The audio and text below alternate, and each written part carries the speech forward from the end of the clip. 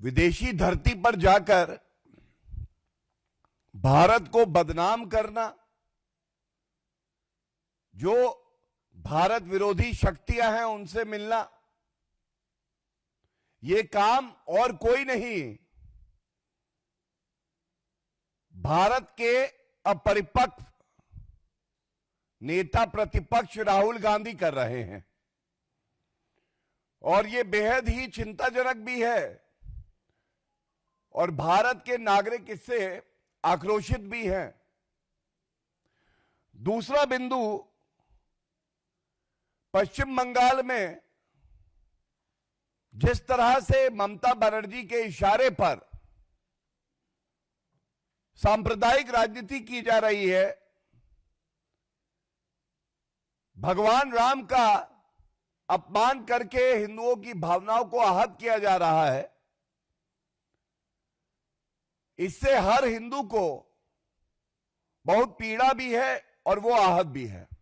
सबसे पहले बात करते हैं नेता प्रतिपक्ष जिनकी प्रमुख जिम्मेदारी भारत की राजनीति में, और जब संसद का सत्र चल रहा था तो संसद में रहने की थी, लेकिन वो विदेशी भूमि पर जर्मनी जाते हैं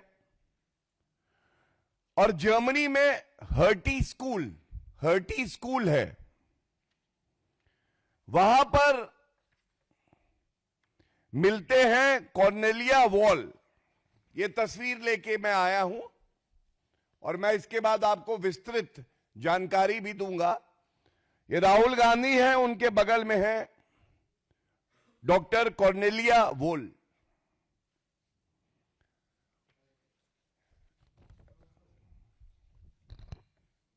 जर्मनी की तस्वीर है,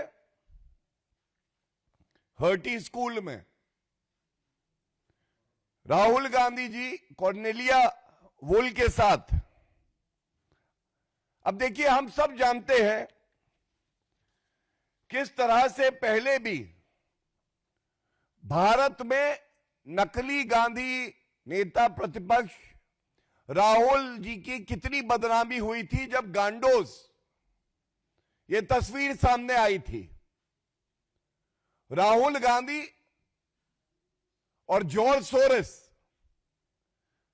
ये ऐसे ही है जैसे दो जिस्म एक जान। और अब एक और सबूत सामने आया है। जॉर्ज सोरेस की संस्था जो है ओपन सोसाइटी फाउंडेशन,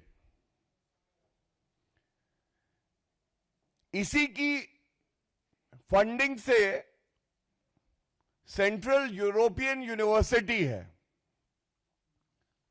इस सेंट्रल यूरोपियन यूनिवर्सिटी के जो बोर्ड ऑफ ट्रस्टीज हैं, ये कागज मैं लेके आया हूं,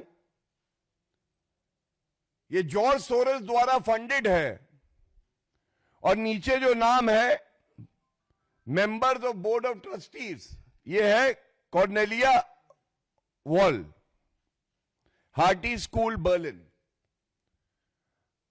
अब ऐसा क्यों है कि राहुल गांधी जब भी संसद का सत्र शुरू होने जा रहा होता है या चल रहा होता है तो विदेशी धरती पर जाते हैं और जो भारत के शत्रु हैं, जो भारत से ईर्ष्या करते हैं, हमारी अखंडता पे प्रहार करते हैं, उनके साथ मिलते हैं, बातचीत करते हैं। ये कौन सा एजेंडा है भारत विरोधी कि भारत का नेता प्रतिपक्ष ऐसी शक्तियों से मिलके भारत के खिलाफ षड्यंत्र कर रहा है। और ये पहली बार नहीं है कि राहुल गांधी इस तरह की भारत विरोधी हरकतों में लिप्त पाए गए हैं। यह कहना गलत नहीं होगा कि भारत का मीर जाफर कौन है।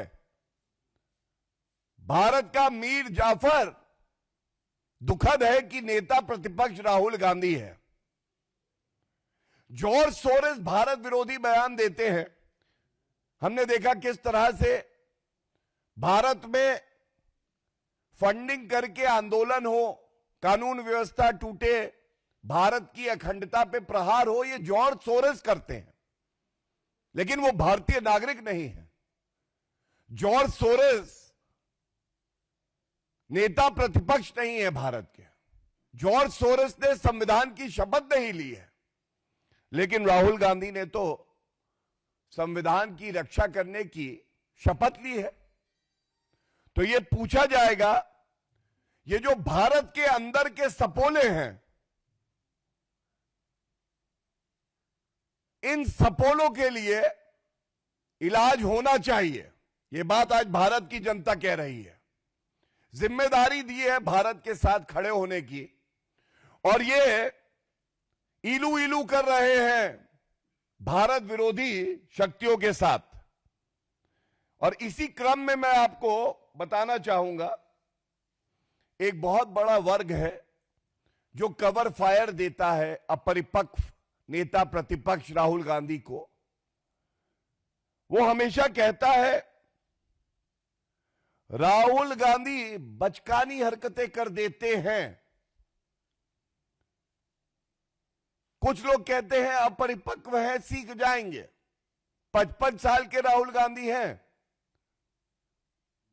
5 साल में वृद्ध अवस्था में आ जाएंगे, पेंशन मिलने लगेगी।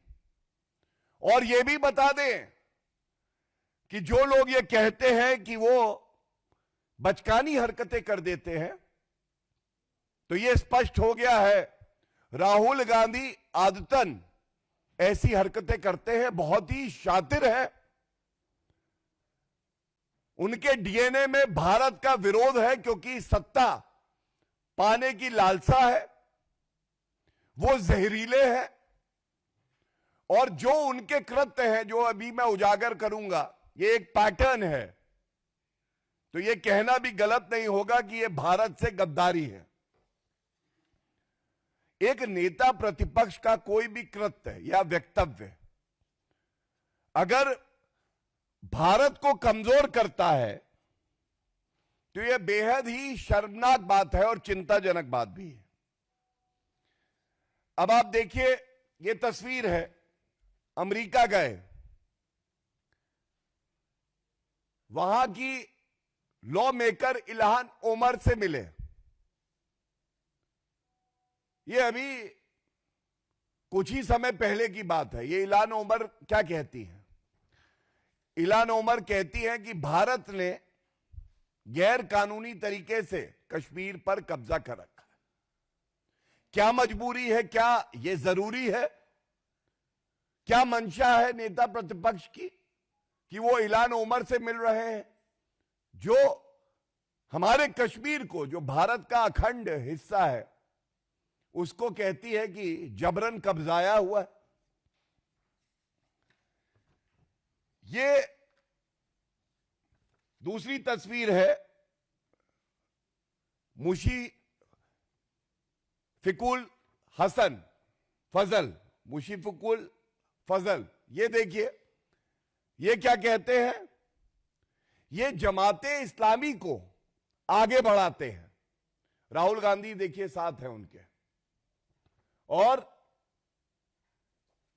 ये बार बार वक्तव्य देते हैं कि भारत में लोकतंत्र खत्म हो गया है। राहुल गांधी भी यही मानते हैं।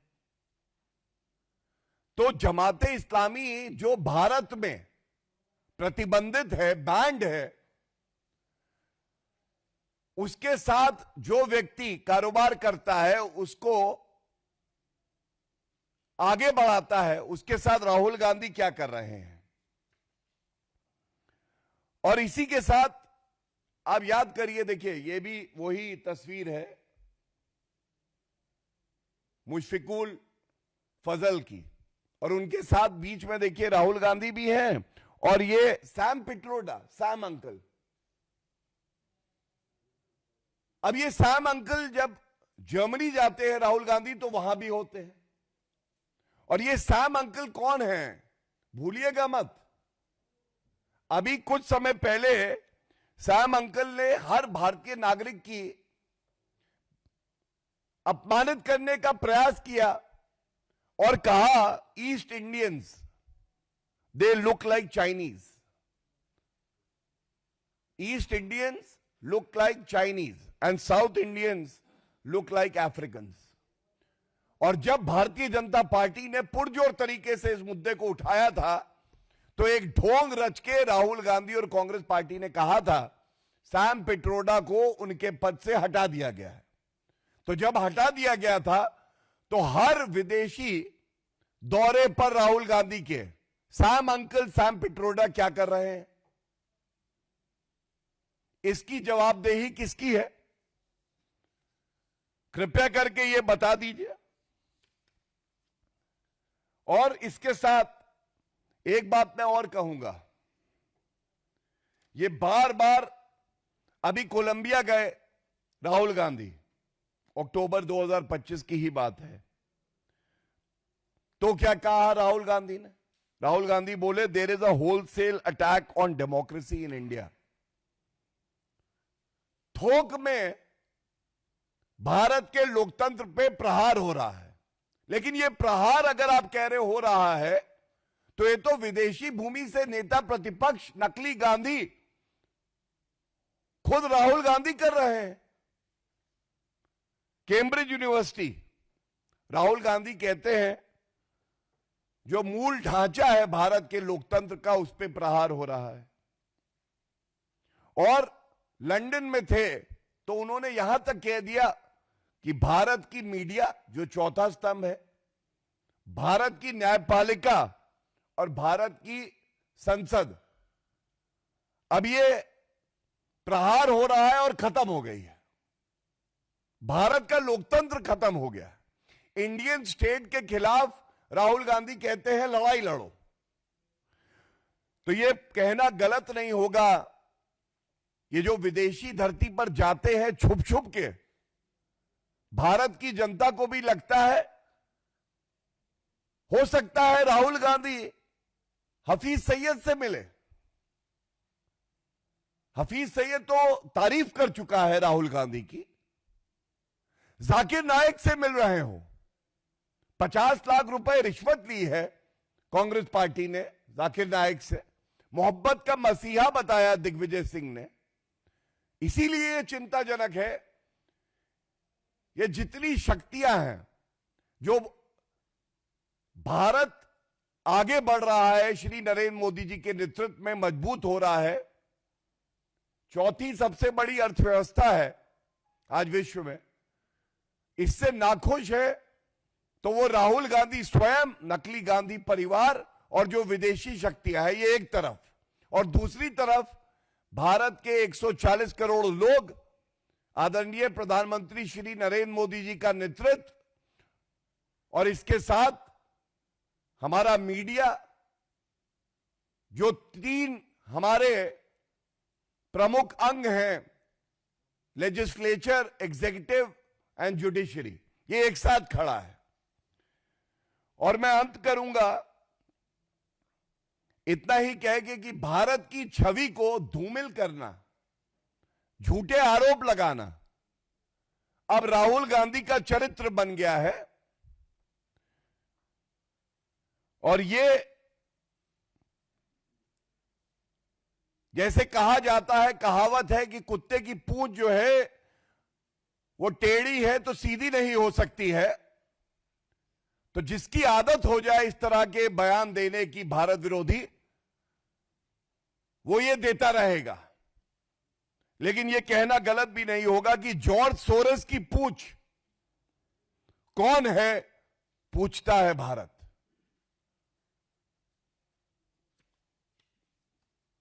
इसके बाद जो आज का दूसरा विषय है, मैं उस पे भी आपका ध्यान केंद्रित करना चाहूंगा। पश्चिम बंगाल में जल्द ही विधानसभा के चुनाव होने हैं और पश्चिम बंगाल की मुख्यमंत्री ममता बनर्जी जी जान चुकी हैं कि वो आगामी चुनाव हारने जा रही हैं। उनको ऐसा लगता है कि सांप्रदायिक राजनीति करके अपने नेताओं को इशारा करके सांप्रदायिक बयान दिलवाओ। और ये दुर्भाग्यपूर्ण है कि टीएमसी के विधायक मदन मित्रा,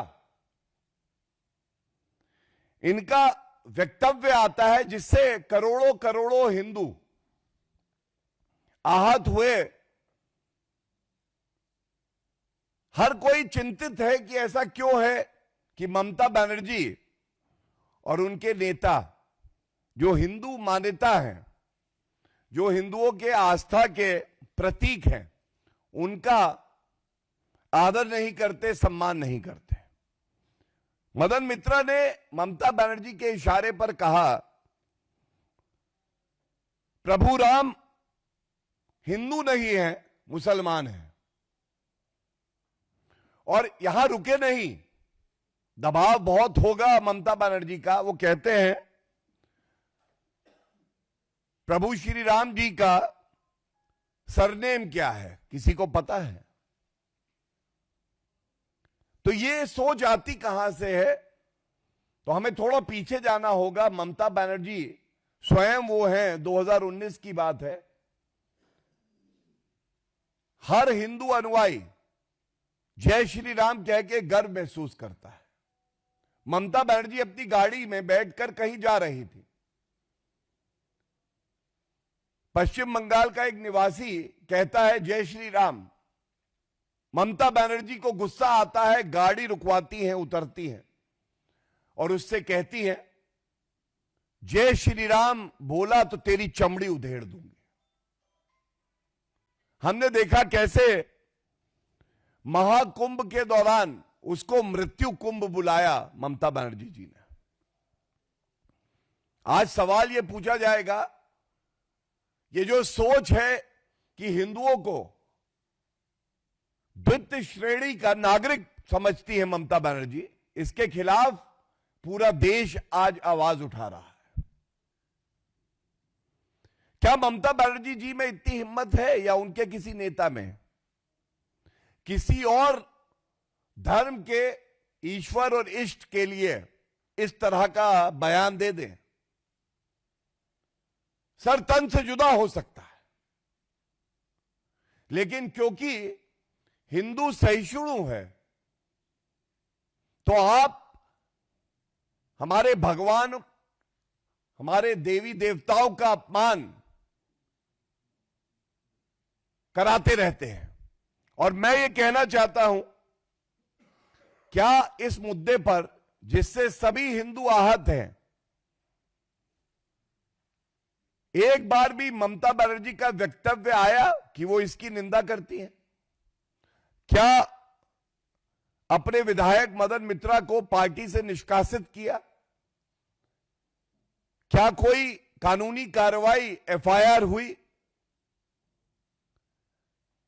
यह दर्शाता है किस तरह से आज सांप्रदायिक राजनीति करके हिंदू मुस्लिम दंगे अगर कोई कराना चाहता है, वो ममता बनर्जी स्वयं है, जिनके पास गृह विभाग है और शांति बनाए रखने की जिम्मेदारी भी, कानून व्यवस्था बनी रहे, ये जिम्मेदारी भी ममता बनर्जी के पास है। और इसी के साथ मैं अंत करूंगा। कुछ तुष्टीकरण का जो ममता बनर्जी करती हैं प्रमाण देकर, हम सब ने देखा किस तरह से जब दुर्गा मूर्ति विसर्जन का समय आया तो ममता बनर्जी ने उस पर रोक लगा दी थी, क्योंकि वो समय मुहर्रम का भी था। तो कलकत्ता हाईकोर्ट ने फटकार लगा के ये आदेश है, और इसमें स्पष्ट लिखा है, एक लाइन पढ़ दूं, We are living in difficult times. Intolerance would rise in the event of such arbitrary action of the state government being put in place and enforced. It would be dangerous to mix politics with religion. और इसी तरह से लगातार हर साल यही हुआ। विजयदशमी हिंदू नहीं बना सकते, दुर्गा मूर्ति विसर्जन नहीं हो सकता, लेकिन अगर कोई एक विशेष धर्म से है और घुसपैठिया भी है, भारतीय नागरिक भी नहीं है, तो भी ममता बनर्जी कहती है वो दूध देने वाली गाय है, उसकी दुलत्ती मैं सह लूंगी। एक करारा और मजबूत जवाब पश्चिम बंगाल की जनता और हर हिंदू सांप्रदायिक ममता बनर्जी को देगा। इस तरह के सांप्रदायिक बयान निंदनीय भी है और इनके खिलाफ सख्त और उचित कार्रवाई करने की जिम्मेदारी मुख्यमंत्री ममता बनर्जी जी की है। धन्यवाद। कोई प्रश्न हो तो प्लीज पहले फर्स्ट वाले पे ले लें और फिर उसको, हाँ। नहीं, पहले उस पे ले लीजिए अगर कोई है विदेश यात्रा पे, उसके बाद। Any questions on Rahul Gandhi is visit to Germany? ठीक है।